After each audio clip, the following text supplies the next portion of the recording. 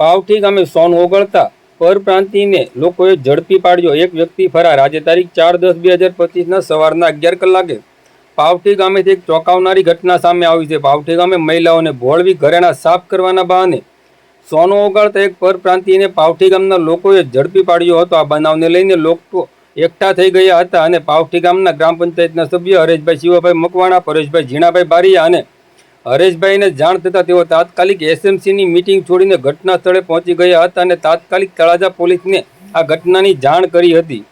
જોકે આ ઘટનાની જાણ થતાં તળાજા પોલીસ પણ તાત્કાલિક ઘટના સ્થળે પહોંચી હતી અને પરપ્રાંતીય વ્યક્તિને તળાજા પોલીસ સ્ટેશને લઈ ગઈ હતી અને કાયદેસરની કાર્યવાહી કરવા માટે તળાજા પોલીસ દ્વારા તજવીજ હાથ ધરવામાં આવી હતી. જોકે આ ઘટનામાં માત્ર એક જ વ્યક્તિ પકડાયો છે. આવા કેટલા લોકો તળાજાના ગામડાઓમાં આવ્યા છે એ પણ એક તપાસનો વિષય છે. હાલ એક વ્યક્તિ ફરાર થઈ ગયો હોવાનું પાવઠી ગામના ગામ લોકો પાસેથી જાણવા મળ્યું છે. મારું નામ ગૌબેન પાવઠી. હું બનાવ બન્યો છે?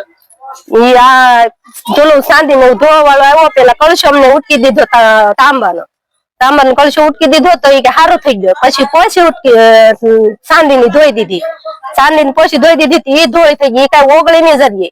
પછી કે તમારે સોના ની વસ્તુ આપો.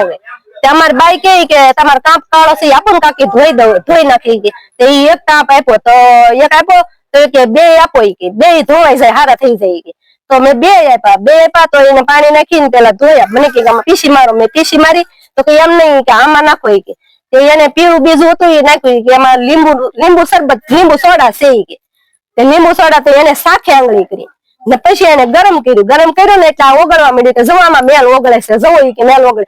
તા તો આ નોખા પડી ગયા કાપ મારા બે.